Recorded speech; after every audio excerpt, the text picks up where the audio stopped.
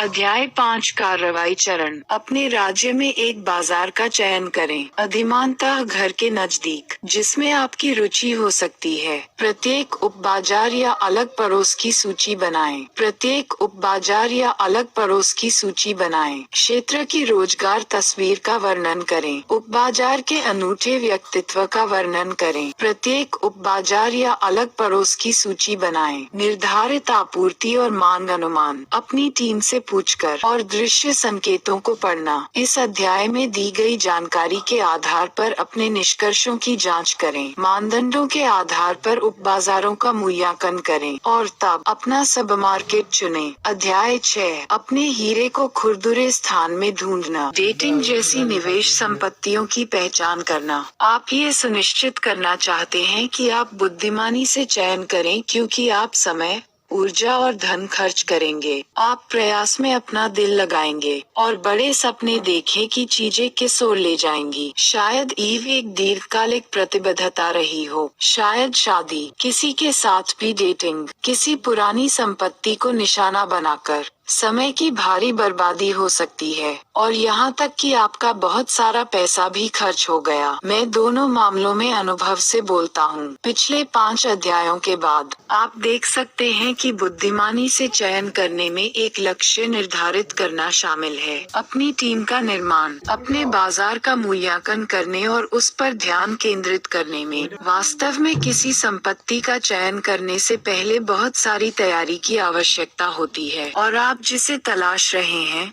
जरूरी नहीं कि वह सौंदर्य प्रतियोगिता का विजेता ही हो, लेकिन कच्चा हीरा ये सबसे अधिक संभावनाओं वाला है और क्षमता, जैसा कि आप बाद के अध्यायों में देखेंगे, मतलब बॉटम लाइन डॉलर। बार बार निवेशकों ने इस चरण की शुरुआत की। वे संपत्ति ढूंढने पर काम करते हैं और तैयारी का काम पूरी तरह से छोड़ दें। जोखिम शब्द इसीलिए है, यह अक्सर रियल एस्टेट से जुड़ा होता है। संपत्ति का चयन आपके इकट्ठा होने के बाद ही करना चाहिए। तुम्हारी सहायता करता है। अपना लक्ष्य तय कर लिया और एक बाजार या उप बाजार की पहचान करने का काम किया। ये पहले कभी नहीं आना चाहिए। इसके लिए विश्वास के स्तर की आवश्यकता होती है, लेकिन जैसा कि मैं हमेशा कहता हूँ, विश्वास, लेकिन सत्यापित करें। अब तक आपको अपना बाजार मिल गया है, किसी उप बाजार में या उसके भीतर डूबे हुए बाजारों में। अगला कदम उस संपत्ति को ढूंढना है जिससे आपकी आय प्राप्त होगी और लाभप्रदता लक्ष्य आपके चुने हुए क्षेत्र में। यह अध्याय आपको दिखाएगा कि कैसे। ऐसा करने के लिए मैं आपको उन्हीं चरणों के माध्यम से ले जाऊंगा जिनका उपयोग मैंने संपत्ति खोजने के लिए किया था। उस संपत्ति का मूल्यांकन अध्याय 7 के लिए बचा कर रखूंगा। यह अध्याय और उसके बाद वाला अध्याय इस व्यवसाय में आपकी सफलता के लिए महत्वपूर्ण है, क्योंकि यह किताब सिर्फ संपत्ति खरीदने के बारे में नहीं है। यह सही संपत्ति खरीदने के बारे में है, सही कीमत के लिए, सही क्षेत्र में, अपने लक्ष्य को प्राप्त करने की सही उम्मीद के साथ। यही एकमात्र तरीका है जिससे मैं खरीदता हूँ और कारण सरल है। जब आप सही से खरीदते हैं, आप अपना दिन बगीचे की देखभाल में बिताते हैं, चट्टानों को खोदने के बजाय। जिंदगी बहुत छोटी है। लक्ष्य संपत्ति पैरामीटर सेट करना। आइए 8 इकाई संपत्ति खोजने के काल्पनिक लक्ष्य पर वापस जाएं। पिछले अध्याय में हमने अपना बाजार स्कॉट्सडेल के पुराने शहर क्षेत्र पर केंद्रित किया।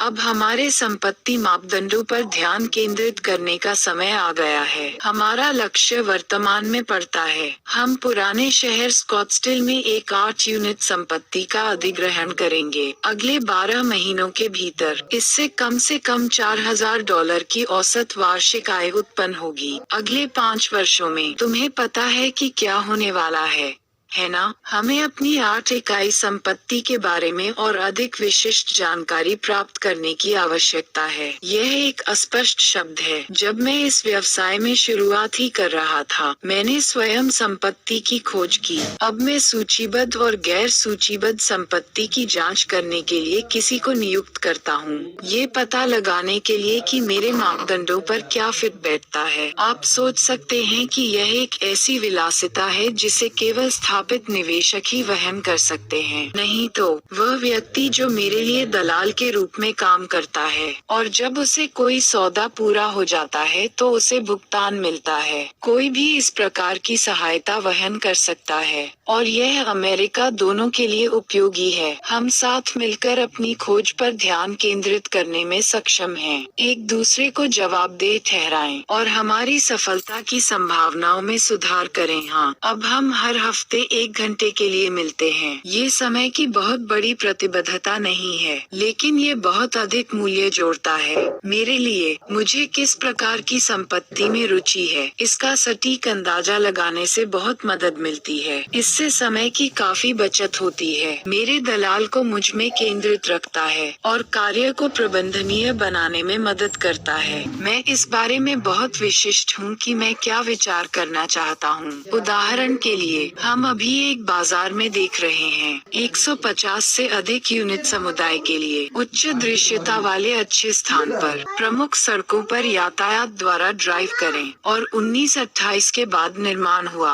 और भी विशेष रूप से मैं संपत्तियों का प्रबंधन करने वाले स्वामी की तलाश कर रहा हूँ, जहाँ के मालिक राज्य से बाहर रहते हैं और पूरे शहर में सिर्फ 1 या 2 संपत्तियाँ हैं। ये पैरामीटर मनमाने नहीं हैं। मुझे ऐसी संपत्तियाँ चाहिए जो पर्याप्त आकार की हों। इसलिए हम एक पेशेवर संपत्ति प्रबंधक को ऑनसाइट रखने का खर्च उठा सकते हैं। रोजमर्रा के मुद्दों को संभालने के लिए यह मेरी सह कंपनी संरचना में अच्छी तरह से काम करता है। 1988 का वर्ष महत्वपूर्ण है क्योंकि कई संपत्तियां उससे भी पुरानी हैं। क्षेत्र में अन्य अपार्टमेंट इमारतों को मानक स्तर तक लाने के लिए बहुत सारा पैसा लें। आप पाएंगे कि छतों का पेंट बदलना सामान्य बात है, नई कार्पेटिंग इत्यादि स्थापित करें। लेकिन यदि क्षेत्र में अन्य सभी अपार्टमेंट इमारतें हैं, वॉशर ड्रायर हुकअप हैं, और तुम्हारा नहीं है, यदि संभव हो तो आपको रिमॉडलिंग और अपडेट करने में बहुत सारा पैसा खर्च करना होगा, या बाजार किराए से कम शुल्क लें। कोई भी अच्छा विकल्प नहीं है। देखिए, आपके बाजार को जानने के बारे में मेरा क्या मतलब है। उन संपत्तियों को लक्षित करके जिनके मालिक प्रबंधक राज्य से बाहर रहते हैं, मैंने पाया है कि इसकी संभावना अधिक है कि वे संपत्ति का प्रबंधन उसकी पूरी क्षमता से नहीं कर रहे हैं। इसके कई संभावित कारण हैं। एक, यात्रा। अक्सर लोग हॉट मार्केट में प्रॉपर्टी खरीदते हैं जो उनके अपने गृहनगर से बहुत दूर है, और इसे प्रबंधित करने के लिए कितना समय और ऊर्जा आवश्यक है, इसे कम आंकें। उसमें यात्रा का समय और खर्च भी जोड़ें, और आप देख सकते हैं कि अनुपस्थित स्वामित्व क्यों प्रचलित है। 2, शालीनता। शहर से बाहर रहने वालों के लिए समय के साथ रुचि खोना और आत्मसंतुष्ट हो जाना आसान है, विशेष रूप से यदि वे अपनी संपत्ति से पैसा कमा रहे हैं तो वह ऐसी संपत्ति नहीं है जिसे वे हर दिन चलाते हैं। 3, धारणा। कई मालिक गलत तरीके से मानते हैं कि निवेश रियल एस्टेट व्यवसाय एक निवेश है और कोई व्यवसाय नहीं। उन्हें लगता है कि यह एक स्टॉक या बॉन्ड की तरह है जिसे वे खरीद सकते हैं और भूल सकते हैं। सच तो ये है कि यह एक ऐसा व्यवसाय है जिसे उन्हें संचालित करने की आवश्यकता है। 4, जानकारी का अभाव। ये वास्तव में उस संपत्ति के साथ हुआ जिसे मेरी कंपनी प्रबंधित करती है। मालिकों को बाजार के बारे में बिल्कुल भी जानकारी नहीं थी, बाजार की क्षमता या स्वयं संपत्ति की स्थिति। मालिक ने इसे बिना देखे ही खरीद लिया। ये मेरी समझ पर है। अपने बाजार के बारे में विस्तार से सीखना आपको इस व्यवसाय में सफल बनाएगा।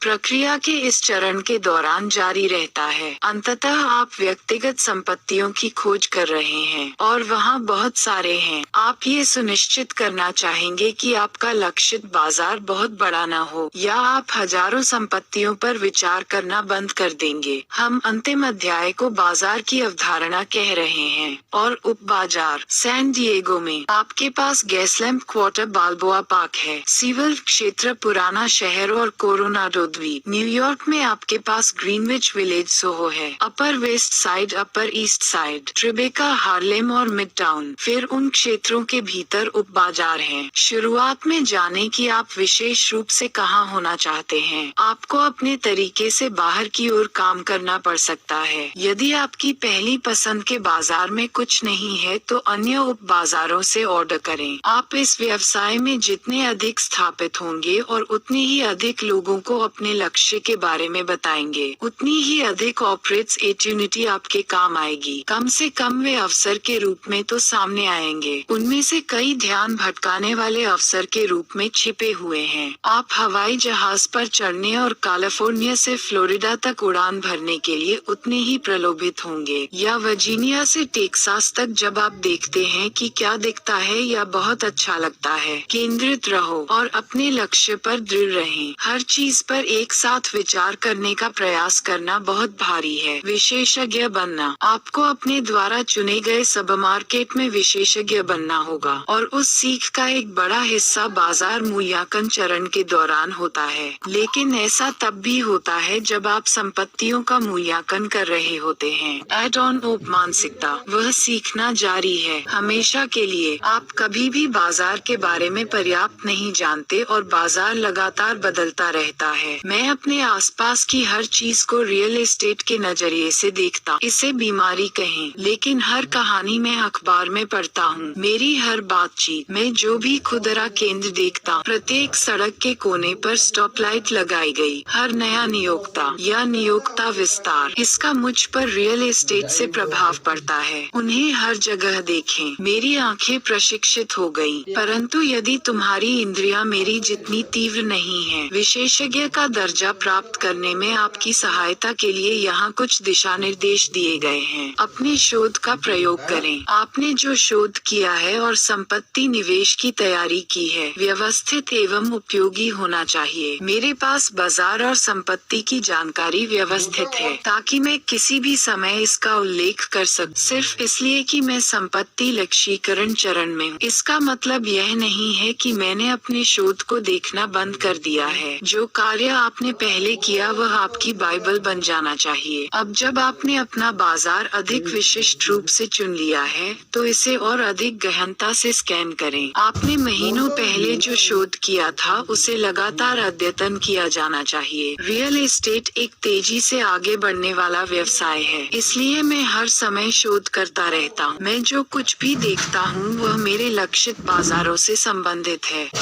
मैं कैटलॉग और ट्रैक करता हूँ। आपको कभी पता ही नहीं चलता कि लिचफील्ड पार्क एरिज़ोना जैसा सोया हुआ समुदाय कब है राडार पर आ जाएगा और एक बूमटाउन बन गया। जब तक आप इसे ट्रैक नहीं करते, फिर आप इसे अक्सर किसी और से पहले आते हुए देखेंगे। सब कुछ पढ़ें। मैं हमारे लक्षित बाजारों से संबंधित प्रत्येक आलेख को पढ़ता हूँ। निश्चित रूप से मैंने संपत्ति सूची पर नजर डाली, लेकिन इससे भी महत्वपूर्ण बात यह है कि मैं समाचार देखता हूँ, खेल, आस पड़ोस की घटनाएं। यहीं से मुझे बाजार की वास्तविक तस्वीर मिलती है।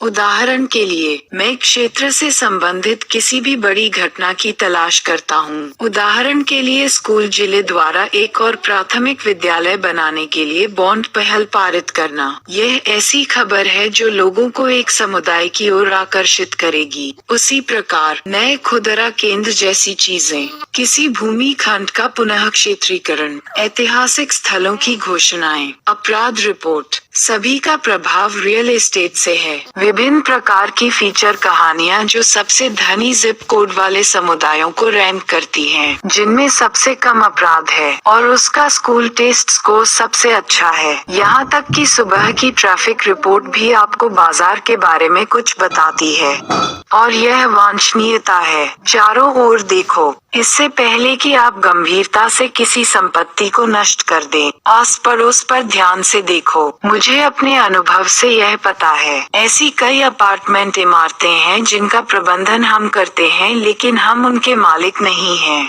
एक इमारत जब हमने उसका प्रबंधन अपने हाथ में लिया था, गिरोह के सदस्य नशीले पदार्थों और हिंसा से भरे हुए थे। वह कोई भी प्रतिष्ठित व्यक्ति बहुत पहले ही चला गया था। यह अपराधियों का स्वर्ग था। सबसे बुरी बात ये थी कि यह अपराध से भरे पड़ोस के ठीक बीच में था। हालात इतने खराब थे कि साइट विजिट के दौरान मैं एक अपार्टमेंट में घुस गया। दरवाजे के बगल में एक M16 खड़ा हुआ था। सत्य का दोहन कर करें। हम सामूहिक निष्कासन के माध्यम से अपार्टमेंट समुदाय को साफ करने में कामयाब रहे और ऑफ ड्यूटी शहर पुलिस अधिकारियों की नियुक्ति। संपत्ति दिन के 24 घंटे। हमने इसे अपराधियों के लिए अवांछनीय बना दिया और धीरे धीरे अच्छे लोग वापस आ जाते हैं। लेकिन हमने केवल अपार्टमेंट बिल्डिंग की ही सफाई की थी। हमने पड़ोस नहीं बदला और यही सबक है, आप पड़ोस नहीं बदल सकते। इसलिए सुनिश्चित करें कि संपत्ति एक ऐसी जगह है जिसके प्रबंधन के लिए आप तैयार हैं। एक अनुस्मारक के रूप में आप लहर के सामने सवारी करना चाहते हैं, लहर पैदा नहीं कर रहा। स्पाइडरमैन बनने दो। एक अंतर है, स्पाइडरमैन बनने दो, हीरो को स्पाइडरमैन बनने दो। आप बात करने से ज्यादा सुने, सड़क पर शब्द की चर्चा सुनो, सिर्फ वही नहीं जो खबरें कह रही हैं, बल्कि यह कि लोग अनौपचारिक रूप से किस बारे में बात कर रहे हैं। दुकान के मालिक, अन्य अपार्टमेंट के मालिक, पड़ोसी, उपयोगिता मीटर रीडर, केबल तकनीशियन, मेल वाहक, ऊपर के वाहक, हर कोई जो बाजार में समय बिताता है। सुने कि आपकी टीम के अंदरूनी सूत्र किस बारे में बात कर रहे हैं। सुने कि वे कहते हैं कि वे आगे कहां जा रहे हैं। लेकिन अफवाहों से मूर्ख मत बनो। अगर आपको कुछ सुनाई दे, इसे अपने विशेषज्ञों की टीम से सत्यापित करें और अन्य जिनकी राय मायने रखती है। मुझे अपने नेटवर्क पर विश्वास है और इसमें सभी के साथ नियमित रूप से संपर्क बनाए रखने का प्रयास करें। ऐसे लोग हैं जिनके साथ मैं सिर्फ ये सुनने के लिए दोपहर के भोजन पर जाता हूँ कि वे क्या कहते हैं और पता लगाएं कि वे क्या कर रहे हैं। आखिरकार आप कुछ हफ्तों बाद अखबारों में संदेहास्पद चीजों के बारे में सुनेंगे। वह लहर के सामने होना है। किसी बिजनेस नेटवर्किंग ग्रुप या ट्रेड एसोसिएशन से जुड़ें। अक्सर आपको ऐसे समूह मिल सकते हैं जो नियमित रूप से मिलते हैं, जिनके लक्ष्य आपके जैसे ही होते हैं। मैं स्थानीय एरिजोना मल्टी हाउसिंग एसोसिएशन में सक्रिय हूँ।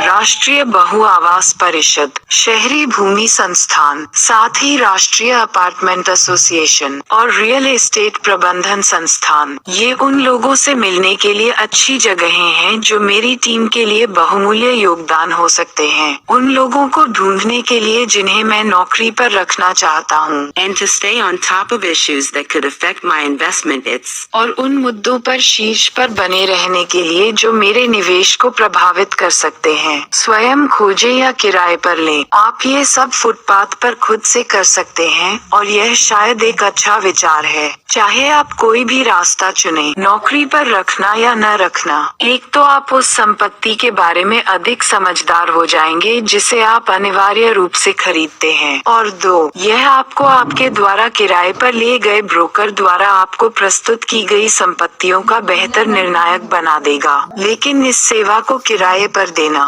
इसके फायदे हैं। ब्रोकर आपके बाजार में संपत्ति ढूंढने में आपकी मदद करेंगे और यह काम 100% कमीशन के आधार पर करेंगे। वे यही करते हैं। जब आप बिक्री बंद करते हैं तो विक्रेता द्वारा अक्सर कमीशन का भुगतान किया जाता है। पहले दलाल अपने बाजारों में विशेष सहयोगियों की ओर प्रवृत्त होते हैं, इसलिए उसे चुनें जो आपके लक्षित बाजार का विशेषज्ञ हो। यदि आप अच्छा चयन करते हैं, आपका ब्रोकर आपके लिए सूचनाओं का खजाना हो सकता है। वे शहर में आने वाले नए खुदरा स्टोरों को जानते हैं, नई सड़कें और राजमार्ग परियोजनाएं, यहाँ तक कि ऐसे नियोक्ता भी जो विस्तार कर रहे हैं या आकार छोटा करना। दूसरा, दलाल आपका बहुत समय बचाते हैं। वे शीघ्रता से संपत्ति ढूंढ सकेंगे और आपके समक्ष विकल्प प्रस्तुत कर सकेंगे। तीसरा, दलाल आपके लिए संपत्ति मालिकों को कॉल कर सकते हैं, तो आप अधिक जमीन को कवर कर सकते हैं। आप संभवतः पहली कॉल पर कोई सौदा नहीं करेंगे या 10वीं कॉल भी। अंततः यह एक बड़ा लाभ है। वहाँ आपकी कोई अग्रिम लागत नहीं है। यदि आप ब्रोकर को नियुक्त करना चुनते हैं, सुनिश्चित करें कि आपके पास एक ऐसा व्यक्ति है जिस पर आप भरोसा करते हैं और यह कि वह आपकी उच्च स्तर की सत्यनिष्ठा से मेल खाता है, जैसा कि हर चीज के साथ होता है। अच्छे दलाल हैं और बुरे दलाल। एक अच्छा ब्रोकर आपके के साथ संबंध बनाने पर ध्यान केंद्रित करेगा।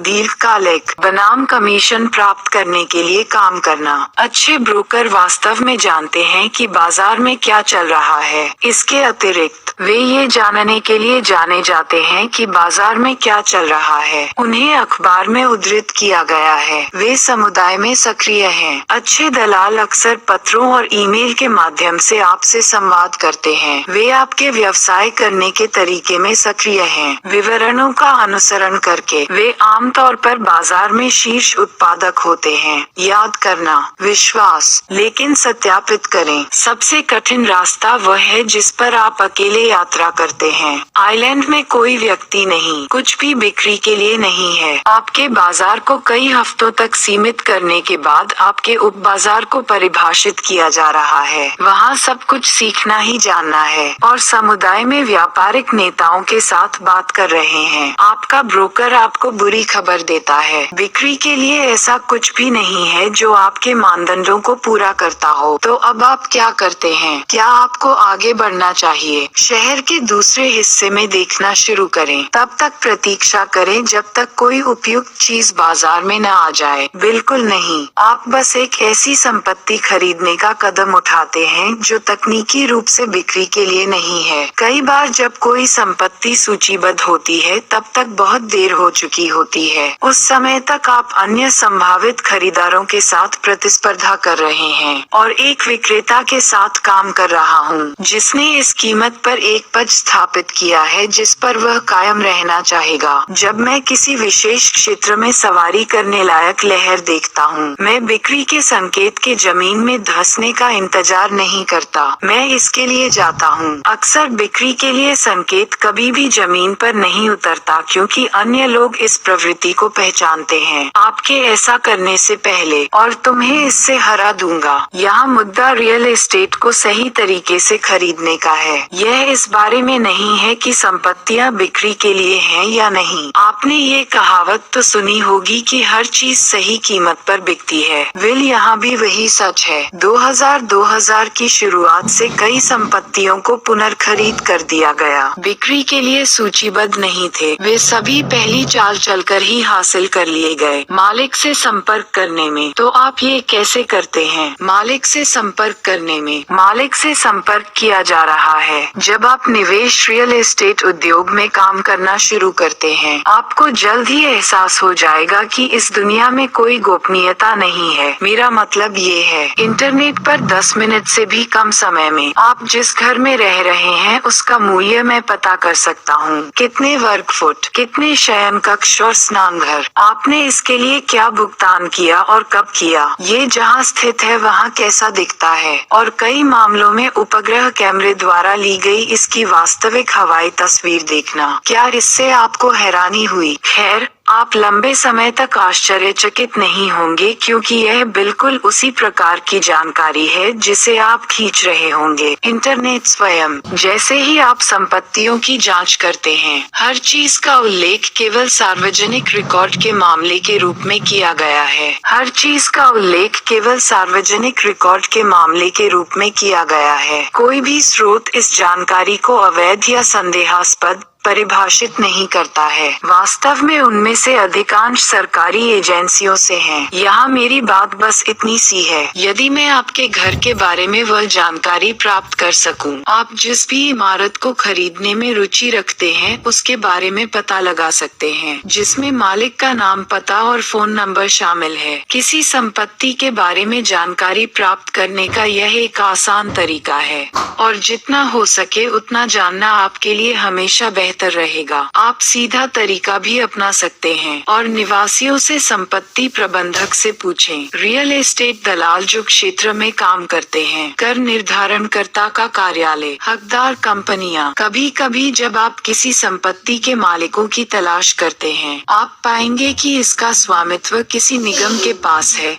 किसी व्यक्ति के पास नहीं। उसे तुम्हें रोकने मत दो। अपने राज्य में निगम आयोग को कॉल करें और आप नाम, पते और फोन नंबर प्राप्त कर सकेंगे। निगम अधिकारियों की एक बार जब आपके पास संपत्ति के बारे में पर्याप्त तथ्य हों, आप मालिक को कॉल करना चाहेंगे। किसी संपत्ति के बारे में अधिक जानने का ये सबसे अच्छा तरीका है और देखें कि क्या स्वामी किसी प्रस्ताव पर विचार करेगा। फोन कॉल करना पहली बार में डरावना हो सकता है, लेकिन तब नहीं जब आप शुरू से ही ईमानदार हों। टैप डांस की कोई जरूरत नहीं है, बस प्रश्न पूछें और अस्वीकृति के लिए तैयार रहें। संपत्ति के मालिक के साथ पहली चर्चा में आपकी सहायता करने के लिए मैंने आपके विचार हेतु एक नमूना वार्तालाप स्थापित किया है। मालिक नमस्ते कहता है और फिर आप कहते हैं, नमस्ते, मेरा नाम जॉन स्मिथ है। क्या आप 123 एल्म स्ट्रीट की संपत्ति के मालिक हैं?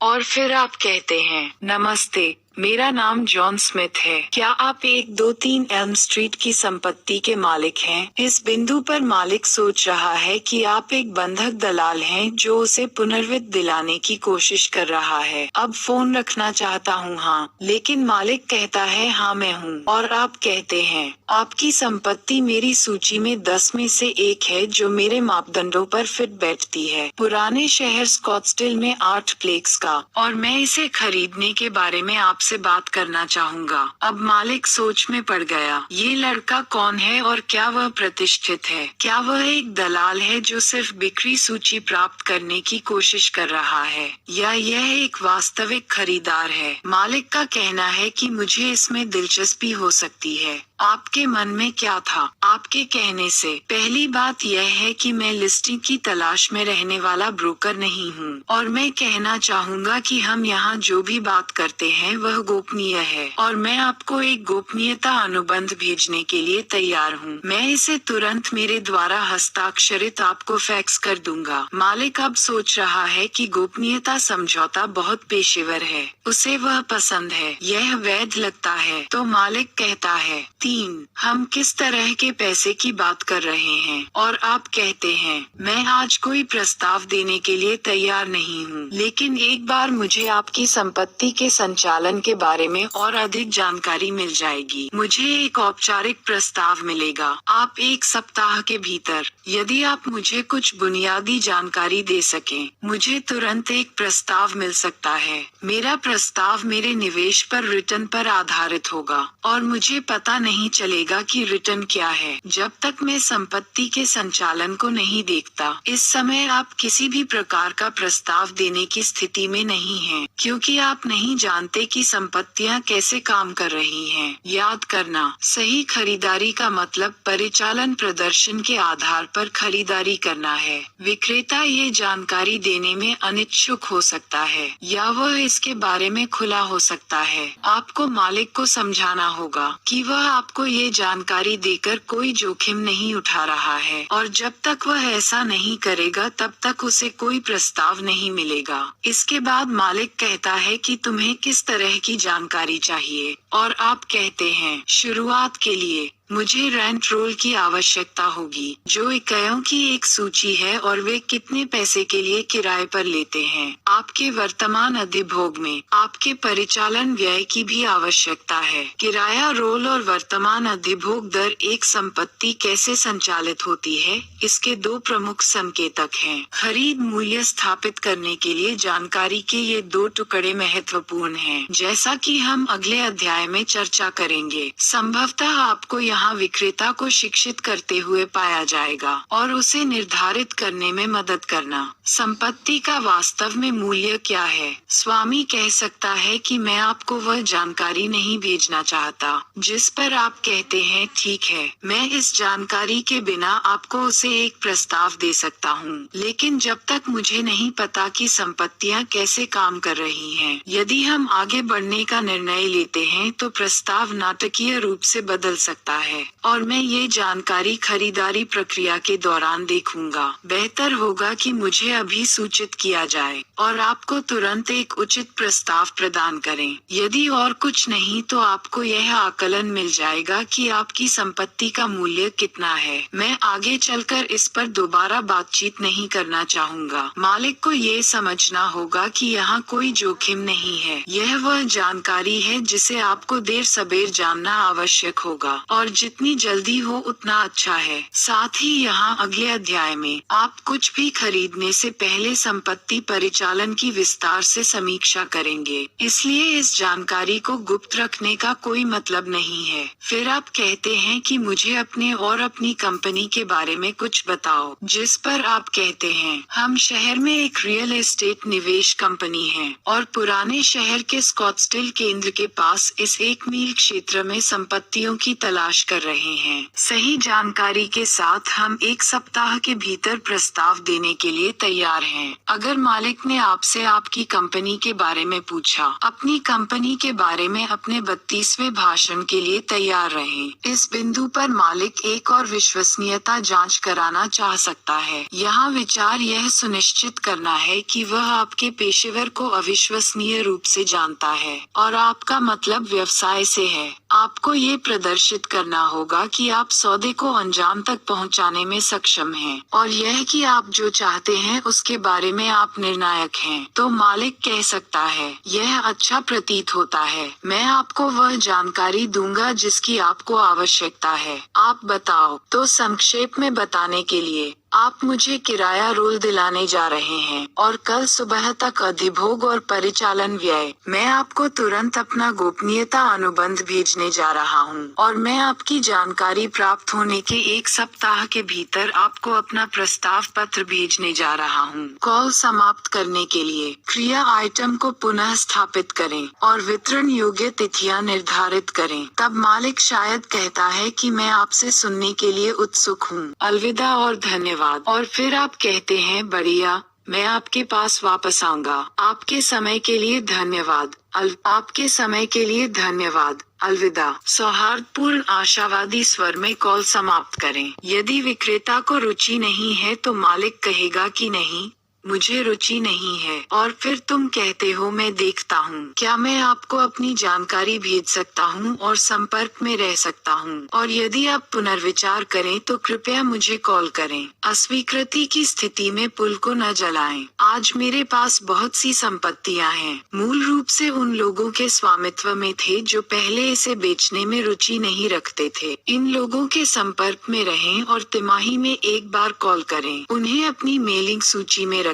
मालिक से संपर्क करना आसान हो सकता है, बशर्ते आप बातचीत को अभी दर्शाई गई दिशा में ले जाएं। पहले फोन कॉल से लक्ष्य विक्रेता को शिक्षित करने का प्रयास करना है और एक रिश्ता बनाएं। विक्रेता 2 प्रकार के होते हैं, एक भरोसा करने वाला और दूसरा अविश्वासी। कुछ लोग आपको बहुत सारी जानकारी दे सकते हैं और इससे मदद मिलती है। अन्य लोग गुप्त हो सकते हैं और कुछ भी बताना नहीं चाहते। किसी भी तरह से बताई गई हर बात का सटीक ध्यान रखें, क्योंकि इस वार्तालाप में जो कहा गया है वह अत्यधिक सारगर्भित है। भविष्य की किसी भी बातचीत के लिए सीखना और नेटवर्किंग। क्या संपत्ति के मालिक के साथ आपका पहला संपर्क अंततः खरीदारी की ओर ले जाता है या नहीं, उतना महत्वपूर्ण नहीं है। संपूर्ण अभ्यास और सीखने के लायक है। वह केवल करने से ही आ सकता है। चाहे मैं कितना भी सोचूं, मैं बाजार के बारे में जानता हूँ। मैं हमेशा संपत्ति के मालिक उर्स के साथ बातचीत से दूर आ जाता हूँ। मैं पहले से कहीं अधिक जानता हूँ। आपको ये देखकर आश्चर्य होगा कि आप किसी बाजार या उप बाजार को कितनी जल्दी जान जाएंगे। इसके अंतर्गत संपत्ति मालिकों से बात करके एक पार्श्व लाभ के रूप में मैं ये भी जानता हूँ कि मैंने भविष्य में नेतृत्व के लिए लोगों का एक और नेटवर्क स्थापित किया है। मुझे इस तरह से कई संपत्ति संपत्तियां मिली हैं। अब मेरे पास जो एक इमारत है वह एक संपत्ति के मालिक से मिली है, जो उस इमारत को बेचना नहीं चाहता था, जिसके बारे में मैंने शुरू में उससे संपर्क किया था। बजाय हमने कुछ मील दूर एक अन्य संपत्ति पर सौदा कर लिया। ऐसा अक्सर होता है। ये पूरी प्रक्रिया विशेषज्ञ बनने के बारे में है, विचारकों को बाहर निकालना, और कुछ कार्रवाई चल रही है। इसलिए यदि आपकी पहली कॉल अस्वीकार हो जाए तो निराश न हो। यह मछली पकड़ने जैसा है। तुमने कांटे पर कीड़ा डाल दिया, इसे बाहर निकालो और देखो क्या वापस आता है। आखिरकार 1 या 2 काट लेंगे और फिर असली कार्रवाई शुरू होती है। और यही हमारे अगले अध्याय का फोकस है, संपत्ति का प्रारंभिक मूल्यांकन निर्धारित करना। अध्याय 6 के इस कार्रवाई चरण, अपने लक्ष्य संपत्ति मापदंडों को और सीमित करें। आपके लक्षित उपबाजार में संपत्तियों की प्रारंभिक समीक्षा के आधार पर प्रत्येक संपत्ति के बारे में विवरण प्राप्त करने में सहायता के लिए अपनी टीम का उपयोग करें। एक स्प्रेडशीट या CH चार्ट बनाएं जो एक नज़र में तुलना करता हो। किराया, सुविधाएं और सुविधाएं, बिजनेस, सरकार और समाचार पत्रों के नए अनुभाग पढ़ना जारी रखें और पहचानें कि कोई भी परिवर्तन रियल एस्टेट को कैसे प्रभावित कर सकता है। अपने क्षेत्र में सभी रियल एस्टेट एसोसिएशन ढूंढें और उनसे जुड़ें। उनके समारोहों में भाग लें और लोगों से मिलने का प्रयास करें। तय करें कि आपको ब्रोकर चाहिए या नहीं। आपको संपत्ति ढूंढने में मदद करने के लिए कुछ संपत्तियों का पता लगाएं और उन्हें लक्षित करें जिन्हें खरीदने में आपकी रुचि हो सकती है। इंटरनेट पर मालिक की जानकारी ढूंढें, कॉल करें और निवासियों से मिलें। अधिक जानकारी प्राप्त करने के लिए दुकान मालिकों और संपत्ति प्रबंधकों से संपर्क करें। और अगला अध्याय सुनने के बाद अपना पहला फोन कॉल करने के लिए तैयार हो जाए। अध्याय 7, क्या ये सच में हीरा है? किसी ने एक बार मुझसे कहा था कि औसत व्यक्ति एक बिजनेस बुक में केवल 3 से 5 अवधारणाओं को याद रखता है, बस 3 से 5। मैं जानता हूँ कि इस पुस्तक में पहले से ही दर्जनों अवधारणाएं प्रस्तुत की गई हैं, तो कौन कौन से याद रहने वाले हैं और कौन से भूल गए? मुझे इस कथन पर तब तक विश्वास करना कठिन लगा जब तक कि मैंने उन पुस्तकों के बारे में सोचना शुरू नहीं किया जो मैंने हाल ही में पढ़ी थी। और मुझे ये स्वीकार करना होगा कि यदि मुझे उनमें से प्रत्येक में 3 अवधारणाएं याद हैं, मैं भाग्यशाली हूँ। मुझे हमेशा से पता था कि मैं औसत हूँ। खैर, मैं यह नहीं मानूंगा कि इस ऑडियो पुस्तक के साथ मैं पढ़ने की समझ की दर को बदल दूंगा। ठेठ मानव का। और इस किताब को सुनने के बाद मैं इसे व्यक्तिगत तौर पर नहीं लूंगा।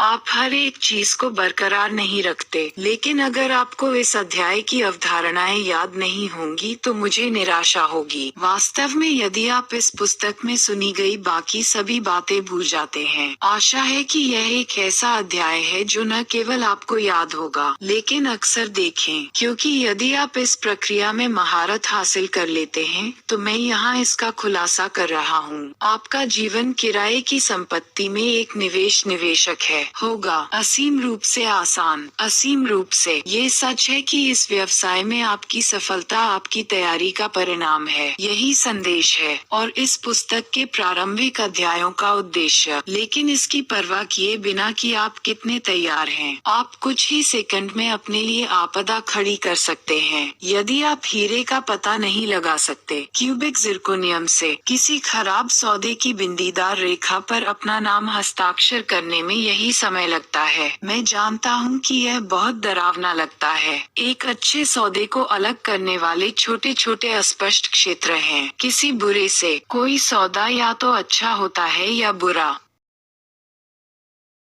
दुर्भाग्य से बुरे को परिभाषित करना आसान है। ये बस एक सौदा है जहाँ संख्याएं हैं, नहीं काम।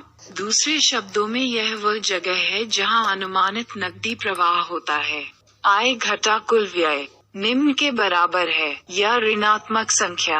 अच्छे सौदों में नंबर काम करते हैं, खराब सौदों में वे नहीं करते। क्या ये बहुत स्पष्ट प्रतीत होता है? बिल्कुल ये करता है। लेकिन आपको आश्चर्य होगा कि कितनी बार निवेशक इस सरल सत्य को नजरअंदाज करें। वे विक्रेता की मांगी कीमत के आधार पर संपत्ति खरीदते हैं या उसके करीब कुछ।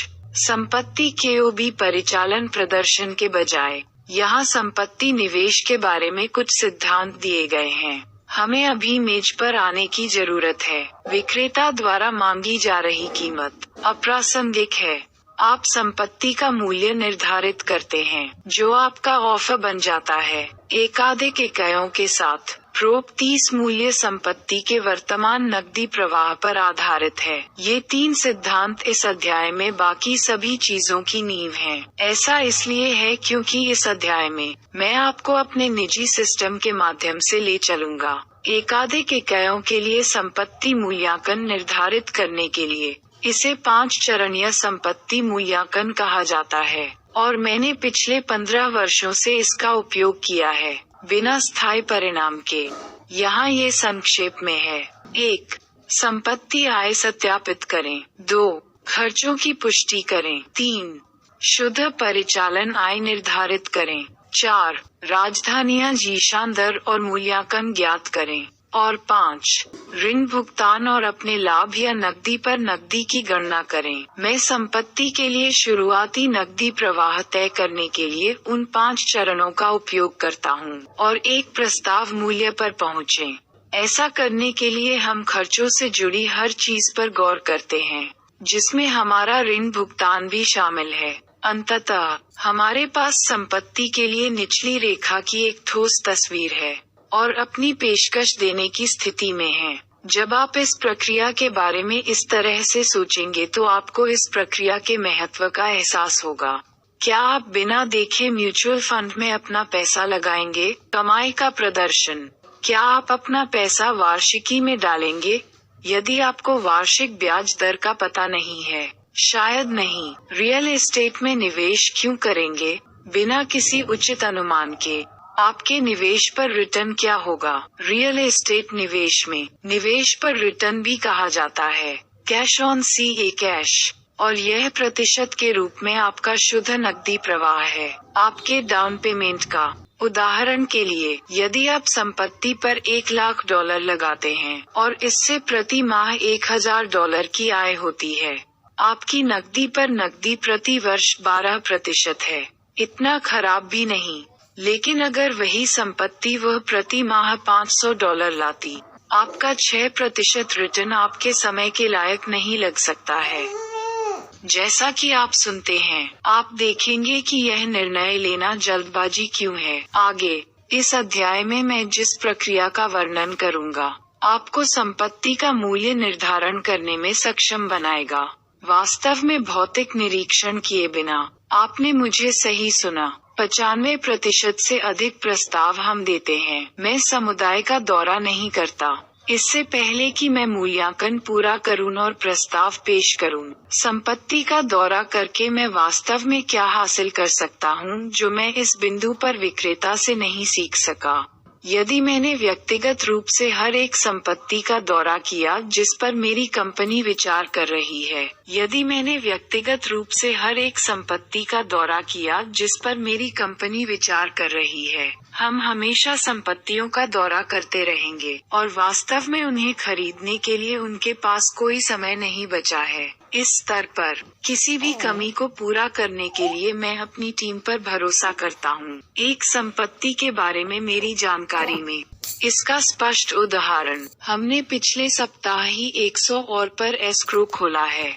ग्लेंडेल एरिजोना में 72 यूनिट अपार्टमेंट बिल्डिंग। मेरी टीम के एक सदस्य ने संपत्ति का दौरा किया था, जबकि हमने संख्याओं की समीक्षा की। बातचीत लगभग 3 सप्ताह तक चली क्योंकि हम प्रस्ताव मूल्य पर आगे पीछे होते रहे। हमने अपने मूल्यांकन के लिए जिन आंकड़ों का उपयोग किया, वे पूरी तरह से विक्रेता और ब्रोकर द्वारा संपत्ति की सूची बनाने से प्राप्त हुए थे। गलत मत समझो, मैं प्रत्येक इकाई को देखे बिना संपत्ति नहीं खरीदूंगा। गहन निरीक्षण कर रहे हैं और संख्याओं का सत्यापन कर रहे हैं। मैंने बस अपनी टीम को मेरे लिए प्रारंभिक स्क्रीनिंग करने दी। एक और संपत्ति जिस पर अभी काम चल रहा है वह सैन डिएगो में है। हम बातचीत के दूसरे दौर में हैं और मैंने अभी तक वास्तव में संपत्ति का दौरा नहीं किया है। इससे पता चलता है कि मुझे अपने साझेदारों और अपनी टीम के सदस्यों पर कितना भरोसा है। वे संपत्ति के बारे में अच्छा महसूस करते हैं, इसलिए मुझे संपत्ति के बारे में अच्छा लगता है। मुझे उन पर पूरा भरोसा है कि $66 मिलियन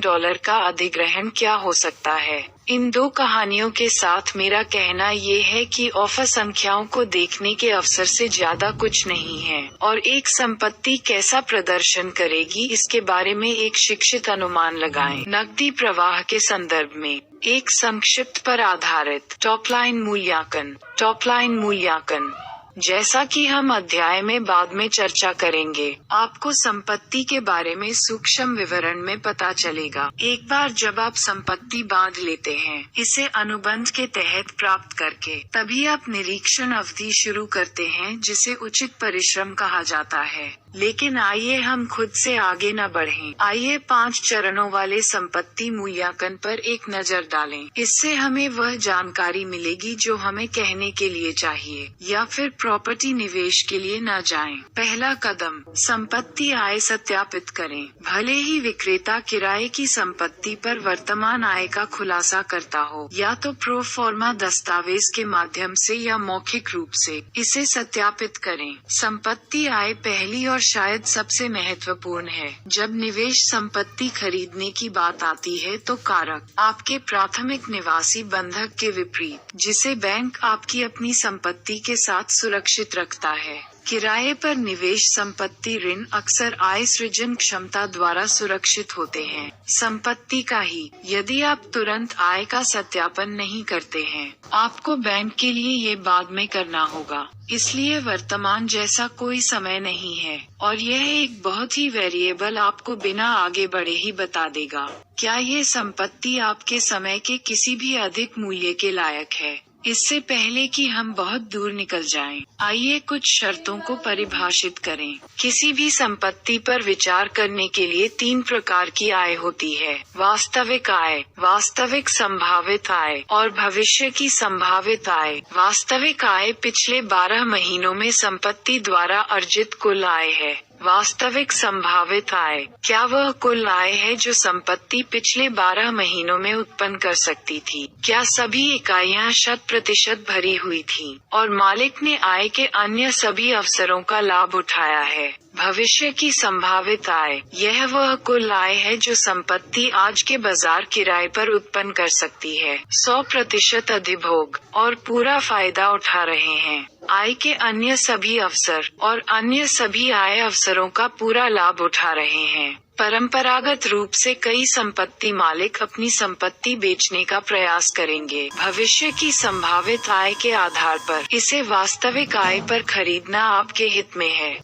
मुझे इसी तरह खरीदना पसंद है जिस तरह से संपत्ति वर्तमान में चल रही है उसके आधार पर, और यह वर्तमान में कितना पैसा कमा रहा है। मैं इसे थोक के रूप में सोचता हूँ। यदि आप कोई संपत्ति इस आधार पर खरीदते हैं कि वह कैसे चल सकती है और इससे भविष्य में कितनी आय उत्पन्न हो सकती है। भविष्य की संभावित आय 24, मैं इसे खुदरा खरीदना कहता हूँ। खुदरा खरीदारी से बचने का प्रयास करें। किसी भी कीमत पर सही खरीदारी का मतलब थोक में खरीदारी करना है। जब आप थोक में खरीदारी करते हैं, आपके बंधक कम हो गए और गेट के ठीक बाहर इसका मतलब है कि आप संपत्ति पर अपनी लाभप्रदता को अधिकतम कर रहे हैं। खुले में खुदरा और थोक के बीच महत्वपूर्ण अंतर के साथ भरोसा करें, लेकिन बिक्री ब्रोशर के पीछे सूचीबद्ध सभी नंबरों को सत्यापित करें। आप दलालों और विक्रेताओं से प्राप्त करते हैं। इन बिक्री ब्रोशरों का काफी मानक फॉर्म NMAT है।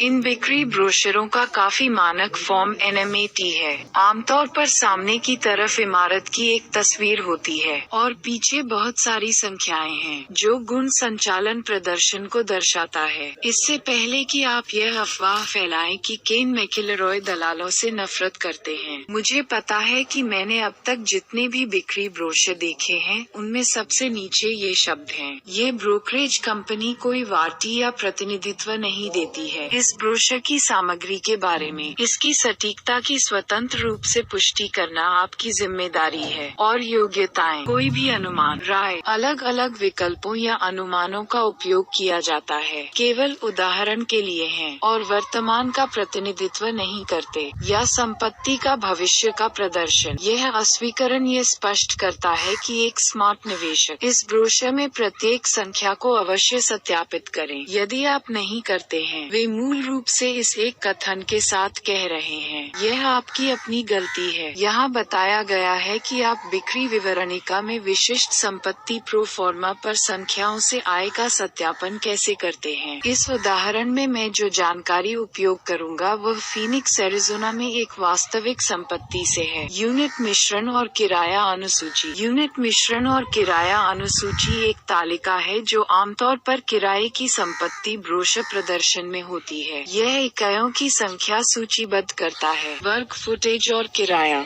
इसका उद्देश्य आपको इकाई के हिसाब से आय की तस्वीर देना है और कुल मिलाकर संपत्ति के लिए। साथ ही फाइलों में चार्ट ए में बेईमानी का एक उदाहरण पाया गया है। मैं चार्ट ए के अनुसार यूनिट मिक्स का उपयोग करता हूं और निर्धारित तालिकाओं को किराए पर लेता संपत्तियों पर किराए की आय को सत्यापित करने के लिए। और अनुभव से मुझे अभी तक ऐसा कोई प्रो फॉर्मा नहीं मिला है जो वास्तविक आय की तस्वीर को सटीक रूप से चित्रित करता हो। इसलिए ये जानना महत्वपूर्ण है कि इस जानकारी को कैसे पढ़ा जाए और इसका विश्लेषण कैसे किया जाए।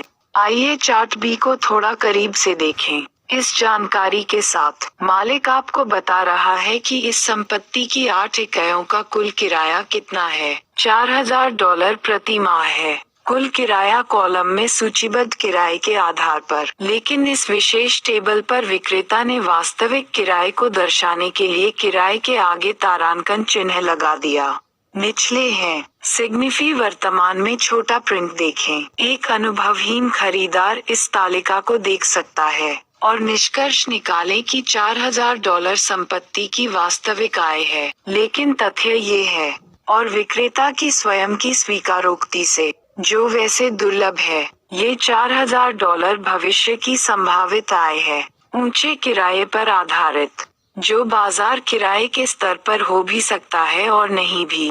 आइए देखें कि आय की तस्वीर कैसे बदलती है जब हम तालिका में सम्मिलित करते हैं इस संपत्ति का वास्तविक किराया, जैसा कि चार्ट सी में है। अब चूंकि वास्तविक किराया संख्याएं इस तालिका में हैं, ये स्पष्ट है कि किराए का उपयोग विक्रेता या दलाल द्वारा किया जाता है।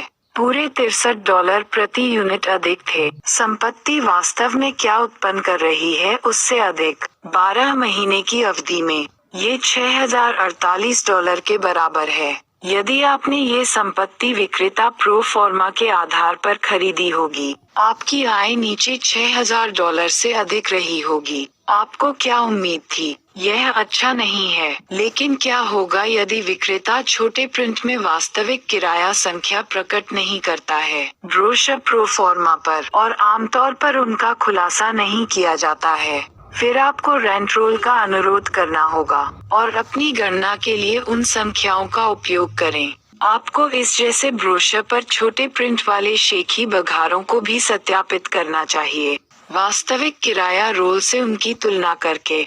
विश्वास, लेकिन सत्यापित करें। रिक्तियों और अन्य आय के बारे में क्या? इस बिंदु पर हमने संपत्ति के लिए वास्तविक संभावित आय का सत्यापन किया है। याद रखें कि यह वह आय है जो संपत्ति वर्तमान किराए पर उत्पन्न कर सकती है 100% ऑक्यूपेंसी के साथ, लेकिन निश्चित रूप से इसकी अत्यधिक संभावना नहीं है कि यह संपत्ति है या 100% होगा।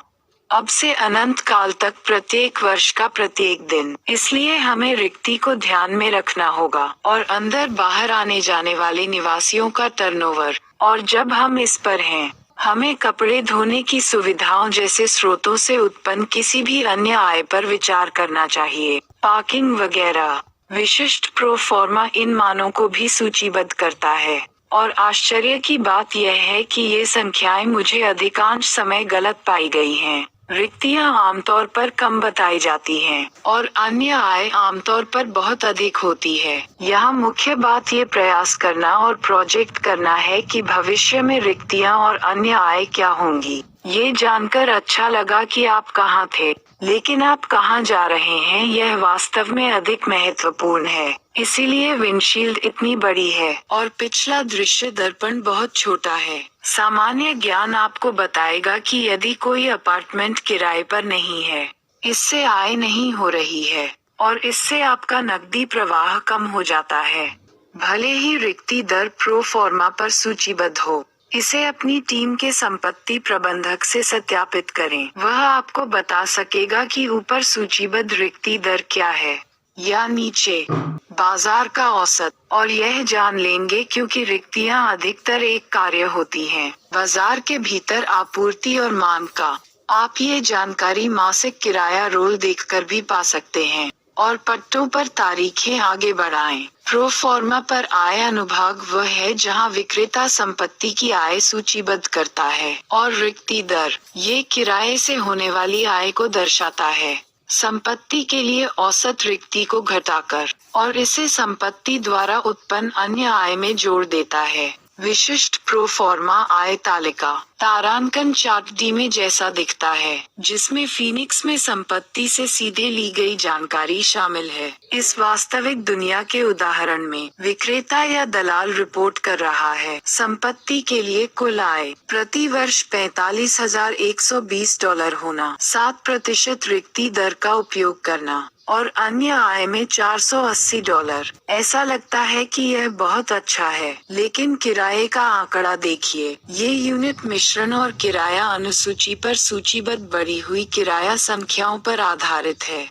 तुम्हें वो याद हैं? वे तारांकन वाले थे। यह अच्छा नहीं है। चार्ट पर एक नजर डालें। हमारी कुल आय का क्या होगा जब हम वास्तविक किराया सम्मिलित करते हैं? प्रक्षेपित कॉलम में ध्यान रखें कि इस विश्लेषण में हमने किराया मूल्य ही एकमात्र चीज बदली है। संपत्ति की कुल आय $5,659 कम हो जाती है, जो $45,120 है, $29,451 कम।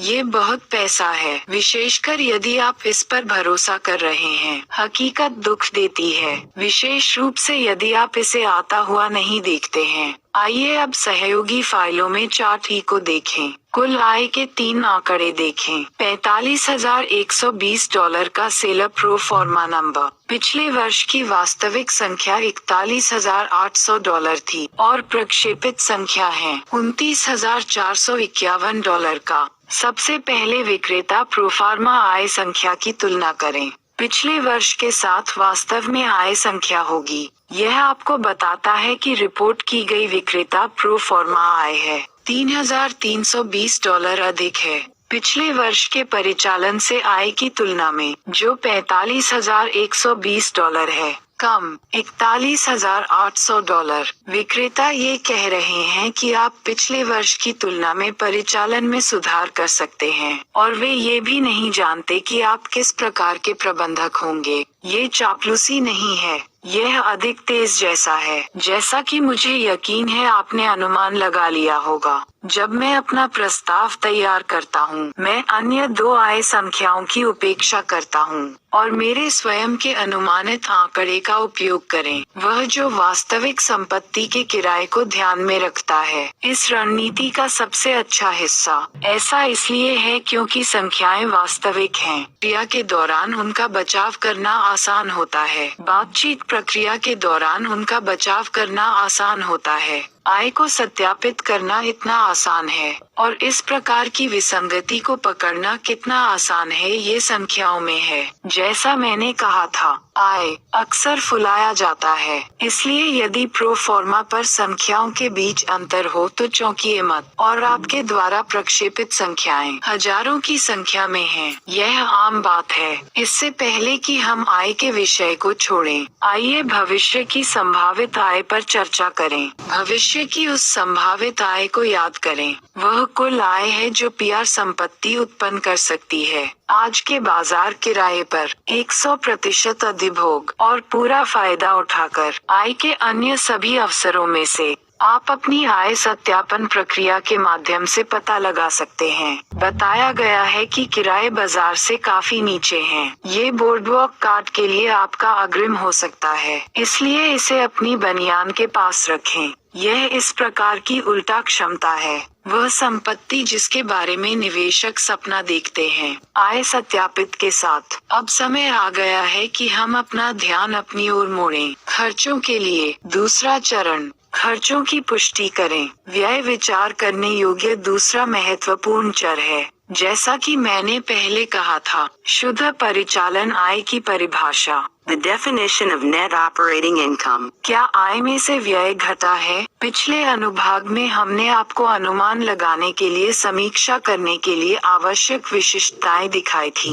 किसी संपत्ति की आय क्षमता। इस खंड में आप देखेंगे कि खर्चों का आकलन कैसे करें, ठीक वैसे ही जैसे हमने तब किया था जब हमने आय का सत्यापन किया था। आप मौजूदा खर्चों की स्पष्ट तस्वीर पाना चाहेंगे। आय गणना के विपरीत, जहां हमारा लक्ष्य पैसे पर 100% खर्च करना था, सटीकता के संदर्भ में खर्चों के साथ लक्ष्य यथोचित रूप से करीब आना है। हम बाद में खेल में सभी सूक्ष्म विवरणों का पता लगाएंगे। यह एक अन्य क्षेत्र है जहां आपके पेशेवरों की टीम आपकी सहायता कर सकती है, भले ही आप किसी संपत्ति प्रबंधन कंपनी का उपयोग कर रहे हों या नहीं। संपत्ति का दौरा करने के लिए किसी को कॉल करना और आपको उस स्थान को चलाने में शामिल हर चीज का आकलन करने में मदद मिलेगी। एक अच्छा विचार है, विशेष रूप से यदि आप एक बहु इकाई भवन देख रहे हैं। बस कॉल करें और कहें, मैं 8 यूनिट वाली इमारत खरीदने पर विचार कर रहा हूँ और मुझे यकीन नहीं है कि मैं इसे स्वयं चलाना चाहता हूँ या इसके लिए किसी कंपनी को किराए पर लेना चाहता हूँ। मैं तुम्हें इमारत दिखाना चाहूँगा और आपसे इस बारे में बात करूँगा।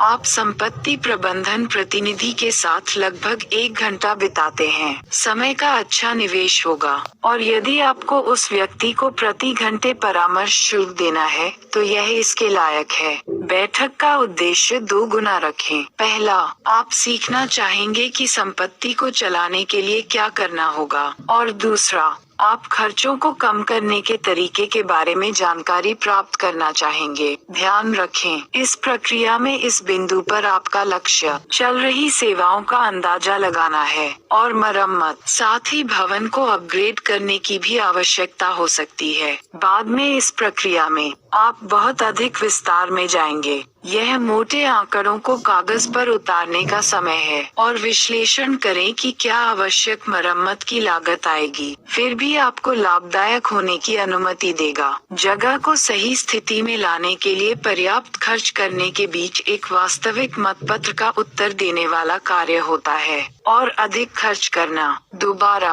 आपका संपत्ति प्रबंधन प्रतिनिधि यह निर्धारित करने में आपकी सहायता कर सकता है। इनमें से कई लागतें। इस पूरे अभ्यास का लक्ष्य एक चित्र प्राप्त करना है। आपके खर्चे कहाँ हैं और चीजों को बेहतर तरीके से करने के तरीके खोजने का प्रयास करें। होशियार और कम पैसे में वे आपकी शुद्ध आय बढ़ाते हैं और अपनी लाभप्रदता बढ़ाएं। तो खर्चे क्या हैं? उस प्रश्न का उत्तर देने के लिए प्रोफार्मा व्यय तालिका की ओर रुख करेंगे। यह विक्रेताओं को आने वाले वर्ष के लिए अनुमानित खर्च दिखाता है। प्रोफार्मा कॉलम और पिछले वर्ष के वास्तविक खर्च, संदर्भित चार्ट F और सहयोगी फाइलें। इसमें संपत्ति शामिल है और फीनिक्स हमारे वास्तविक दुनिया के उदाहरण के रूप में उपयोग कर रहा था। आइए इन आंकड़ों का और अधिक विस्तार से विश्लेषण करें। आइए इन आंकड़ों का और अधिक विस्तार से विश्लेषण करें और हमारे अनुमानित खर्च जोड़ें। पहले हम मरम्मत और रखरखाव देखेंगे। मरम्मत और रखरखाव लाइन में हमारी प्रति यूनिट लागत $838 है। $6700 का एक सेलर प्रोफार्मा, $8010 की आपकी कार्रवाई से पहले और $8010 का हमारा अनुमान। सबसे पहले मेरी नजर इस मेज पर पड़ी।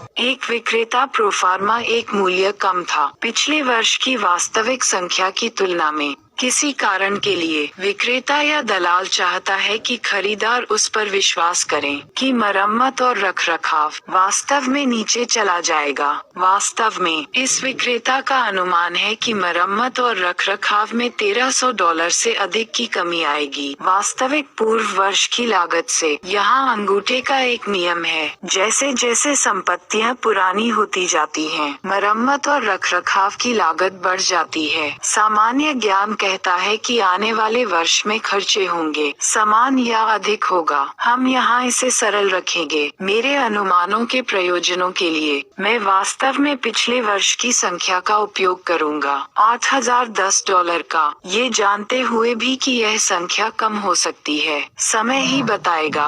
अब हम उपयोगिताओं को देखेंगे। उपयोगिताएं प्रति यूनिट $409। विक्रेता प्रो फॉर्मा $3273 है। विक्रेता प्रो फॉर्मा $3273 है। पिछले वर्ष का वास्तविक मूल्य $3273 है और हमारा अनुमान $3273 है। विक्रेता का प्रो फॉर्मा उपयोगिताओं का आंकड़ा पिछले वर्ष के वास्तविक ईसी खर्चों के अनुरूप प्रतीत होता है, लेकिन मैं तुम्हें सावधान कर दूं, उपयोगिताओं में आमतौर पर मानक दर में वृद्धि होती है वर्ष दर वर्ष। इस प्रो फॉर्मा में विक्रेता का अनुमान है कि कोई बढ़ोतरी नहीं होगी। अभी के लिए हम विक्रेता प्रपत्र संख्या का उपयोग करेंगे, लेकिन आप केवल उपयोगिता कंपनियों से संपर्क करके एक बहुत ही यथार्थवादी प्रक्षेपण प्राप्त कर सकते हैं। लेकिन आप केवल उपयोगिता कंपनियों से संपर्क करके एक बहुत ही यथार्थवादी प्रक्षेपण प्राप्त कर सकते हैं। हमारी व्यय तालिका में अगली पंक्ति के बारे में क्या? अचल संपत्ति कर। हमारी प्रति इकाई लागत $425 है। विक्रेता प्रो फॉर्मा $3400 है। विक्रेता प्रो फॉर्मा $3400 है वास्तव में पिछला वर्ष, और हमारा अनुमान $3400 है। रियल एस्टेट कर खर्चों को रोकना आसान है, लगभग सटीकता। अधिकांश क्षेत्रों में डेटा आमतौर पर इंटरनेट पर उपलब्ध है। बस काउंटी मूल्यांकनकर्ता वेबसाइट पर जाएं और साइट के संपत्ति खोज क्षेत्र का पता लगाएं। फिर वर्तमान आंकड़े प्राप्त करने के लिए बस संपत्ति का पता टाइप करें। अधिकतर परिस्थितियों में आप न केवल पिछले वर्ष की संपत्ति कर राशियां देखेंगे, बल्कि 1 से 2 साल के लिए इजेक्शन भी पैदा करते हैं। भविष्य पर ध्यान दें और अगले वर्ष के मूल्यांकन का उपयोग करें आपके प्रक्षेपण के रूप में। समझे कि संपत्ति की बिक्री अक्सर कर वृद्धि का कारण बनती है, इसलिए आप इस बारे में अपनी रियल एस्टेट टैक्स टीम के सदस्य से परामर्श करना चाह सकते हैं। महंगे मूल्यांकन के उद्देश्य से मैं बस इतना कहूँगा कि मुझे विक्रेता के आंकड़े सटीक लगे। अगली बीमा व्यय रेखा है। हमारा बीमा व्यय प्रति यूनिट $125 है। विक्रेता का प्रो फॉर्मा और अपने कार्यों से पहले $1000 है। हमारा अनुमान $1200 है। तेजी से आगे बढ़ने वाले व्यवसाय के बीमा और दरें कंपनी दर कंपनी में व्यापक रूप से भिन्न हो सकती हैं।